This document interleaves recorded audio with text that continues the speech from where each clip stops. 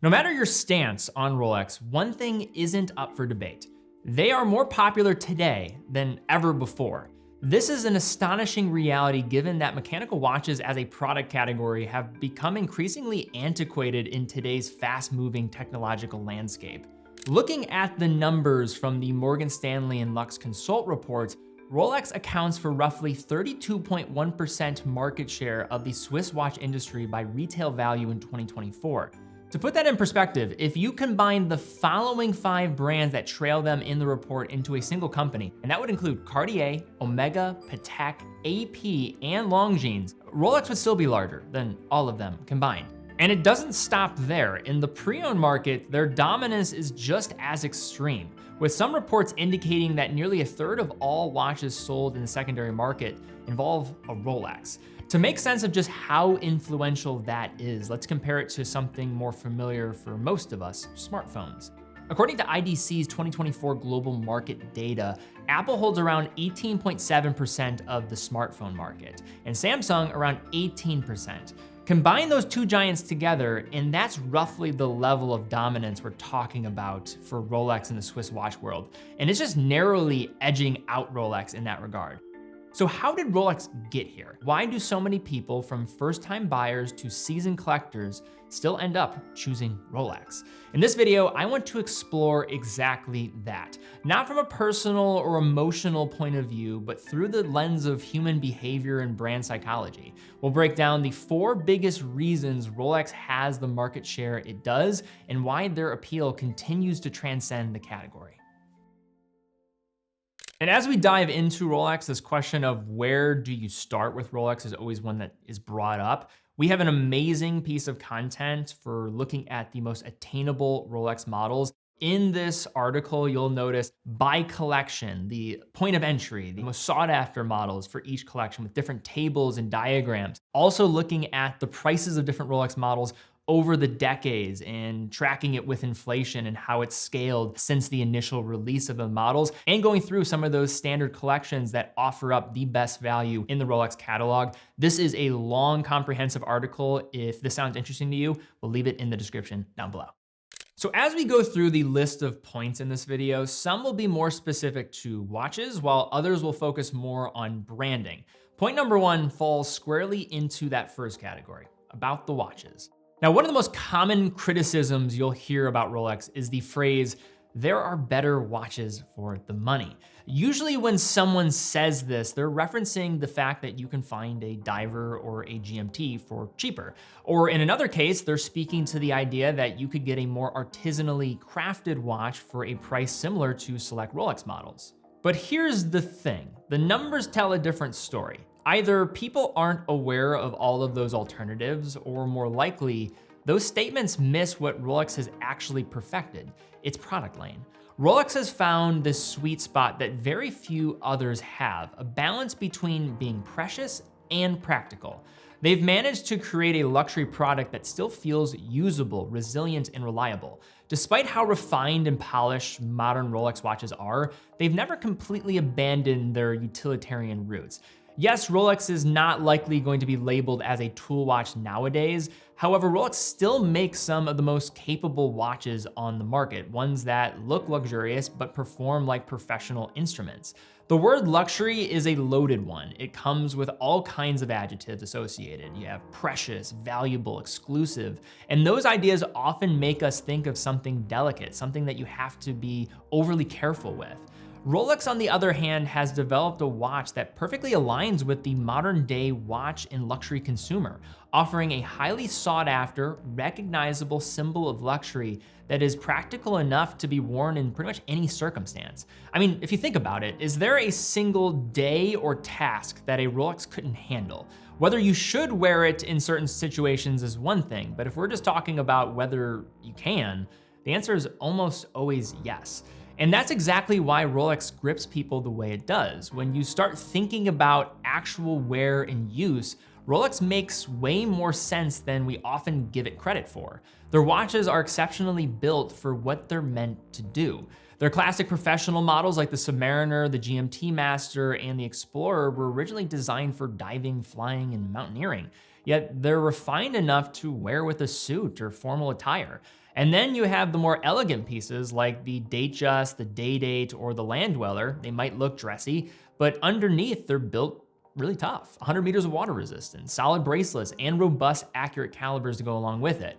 And if we circle back to the criticism at the beginning, there are better watches for the money, you begin to see why Rolex is so compelling. For those trying to make a more attainable product, or those competing for maybe a similar price, but maybe slightly less, they likely missed the mark on the finer details of finishing, or more importantly, providing the feeling of wearing something as prestigious and exclusive as owning a Rolex. Whereas the more artisanally crafted high horology watches that might deliver more craft for the dollar are likely too delicate to match the mighty Oyster case that has a century of time proving its ability in everyday life. And yes, there are some amazing competitors to Rolex, but I think this balance is what allows them to be so unique in the marketplace. Rolex watches are simply well made for the type of buyer that they are trying to attract, as you don't really ever have a reason other than maybe being a bit too flashy for a circumstance to take it off. Here's another comparison that I can draw. Imagine you're shopping for a sports car with phenomenal performance. You could go with something exotic, maybe a Lamborghini, a Ferrari, something loud and attention-grabbing, but a lot of petrol heads out there end up choosing a Porsche 911 instead. Why? Because Porsche, much like Rolex, understands its customers. It can deliver a near supercar level performance, all while giving you a street legal vehicle with just enough practicality and elite brand prestige to be a daily driver. In short, that's what Rolex has mastered, understanding what people really want from a luxury product, even when they don't say it outright. So as an industry, watchmaking spends a good part of its modern existence looking backward, trying to really preserve the artistry, craftsmanship, and spirit of its golden era in the early to mid 20th century. And of all the brands that contributed to the growth of mechanical watches during that period, no other brand can claim the same level of influence as Rolex. When you analyze the story of Hans Wilsdorf, Rolex's founder, you recognize that he was a trailblazer of innovation in brand building. If he were alive today, he would likely be pushing boundaries, finding himself in Silicon Valley working on some new cutting-edge technology. In this period though, in his period of existence, that innovation was best applied to the world of watchmaking. But now let's play a quick game of yes or no. I'm gonna go through a few common watchmaking ideas, genres, and features, and as you listen to them, I want you to think, was Rolex influential in developing this concept, yes or no? Ready? First is automatic winding. I would say yes, Rolex was one of the pioneers here. Water resistance. I would say yes again. Oyster case, 1926. Chronometry. Absolutely, they're still pushing boundaries today like Dynapulse. Diving, I won't say anymore. Aviation, I'll bring up Pan Am and the GMT Master. Magnetic resistance, I'll bring up the Milgauss. Product marketing and branding, come on, that's a huge yes. Bracelet design, how many times have you seen a company rip off the Oyster or Jubilee? Racing, I'll bring up the Daytona, enough said. GMT watches, of course. And then you have things like vertical integration and having the foresight to understand if that was gonna be important. I think you have to say yes for that as well for Rolex. So I gave you a lot of the answers for these, so I was leading you in a direction, but that said, if you really spent the time in thinking about your response to all of these, I think the answer has to be simply yes. The world of watchmaking would not be where it is today without Rolex's contributions in the 20th century. Rolex has dominated so many of these concepts, so much so that the frequently traveled path for other brands is to iterate or simply imitate Rolex's ideas. Some might argue that Rolex's designs feel played out today, but I'd counter that in saying that fatigue people often feel around Rolex isn't only because of Rolex themselves, it's because of their influence. We see Rolex everywhere, not just in its own catalog, but in the DNA of countless other watches. And that just shows how deeply the crown has shaped the world of modern watchmaking. Several years ago, I was having a conversation with an executive in the watch industry, and naturally the topic of Rolex eventually came up. He said, quote, "Rolex doesn't make decisions for the next quarter or next year, not even the next decade. They think in centuries." That line has stayed with me ever since. And this mindset of playing the long game traces directly back to Hans Wilsdorf, and he was really just a visionary of this concept, a man that clearly was thinking far ahead of his time. Take this example. In the early years of Rolex, Wilsdorf built a partnership with a movement manufacturer called Eglair based in Bienne. They were Rolex's leading supplier and delivered time and time again. Then after years of collaboration in the 1930s, Wilsdorf proposed a formal partnership that rebranded Eglair, a company that was still going to be family owned, as having more connection to Rolex, so they had this exclusivity of their manufacturing process.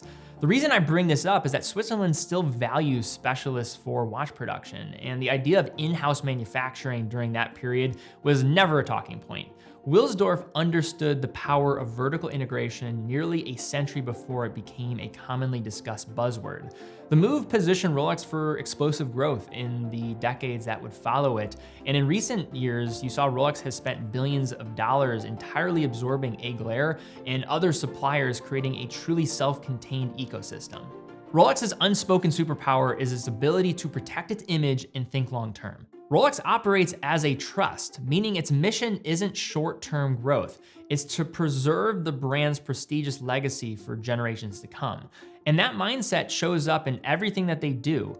First, they know when not to change. Rolex doesn't reinvent their icons, it refines them. Subtle improvements, modernized materials, better movements. Secondly, Rolex is a brand that will not try to follow trends. Instead, they either start them, ignore them, or give them validity when they feel it is safe to do so. Think about its adoption of silicon components with the release of the revolutionary escapement concept of Dynapulse this year. Further, you can look at the decisions of case sizes, such as the Submariner to 41mm or the Explorer series, now including 36 and 40mm options. Or the decision to move into certified pre-owned and legitimizing the category despite other brands being earlier to the punch. 3, even amidst chaos, they don't panic. Think back to the 1970s when the quartz crisis was creating havoc for the Swiss watch industry, and the industry's jobs were cut in half in a little over a decade because of the newly industrialized quartz tech. Rolex explored quartz, sure, but they stayed true to their roots in mechanical excellence while their peers scrambled. When the dust settled, Rolex stood stronger than ever, becoming the defining name in modern luxury watchmaking. And then fourth, they maintained the prestige of the brand and value retention of their products. Now this point might upset some people because there's been a lot of talk about Rolex over the last 5 years about their availability. If Rolex were a public company, make no mistake, they'd be under pressure to pump out more watches to hit earnings. They also would likely have a more vocal CEO doing product presentations like Steve Jobs, but they don't. Making highly precise mechanical watches at scale is difficult enough. And even if Rolex could flip a switch to make more watches, they will always consider the implications of how it could hurt the brand's value long term. This is a big reason why Rolex watches hold their value so well. They act like custodians of their legacy, like a museum preserving a great work of art, not opportunists chasing a quick profit. So if you were to ask a random person on the street to name a Swiss luxury watch brand, odds are the first name out of their mouth would be Rolex. Apart from creating some of the most legendary watches of all time, Rolex developed the strongest brand in watchmaking, transcending the category altogether. Forbes came out with a piece where they ranked the top 100 most valuable brands in the world, placing Rolex in the 80th position ahead of other names like Lego, Goldman Sachs, you had Nintendo there, Dell, and FedEx, just to name a few. A wild feat, all the more impressive given that mechanical watches are no longer the tools that they once were. As watches evolved from being about utility to more craftsmanship, luxury, artistry, and status, Rolex once again found itself perfectly positioned. This didn't happen overnight. It was a century-long masterclass in brand building with just a bit of luck in the process. In 1926, Hans Wilsdorf tapped arguably the first brand ambassador in the industry, Mercedes Gleitz, to wear a Rolex watch around her neck as she aimed to swim across the English Channel. Then you had the gifting of the Datejust to President Eisenhower by Rolex, which may or may not have influenced later presidents wearing day dates in the years to come, as well as other global figures in positions of power.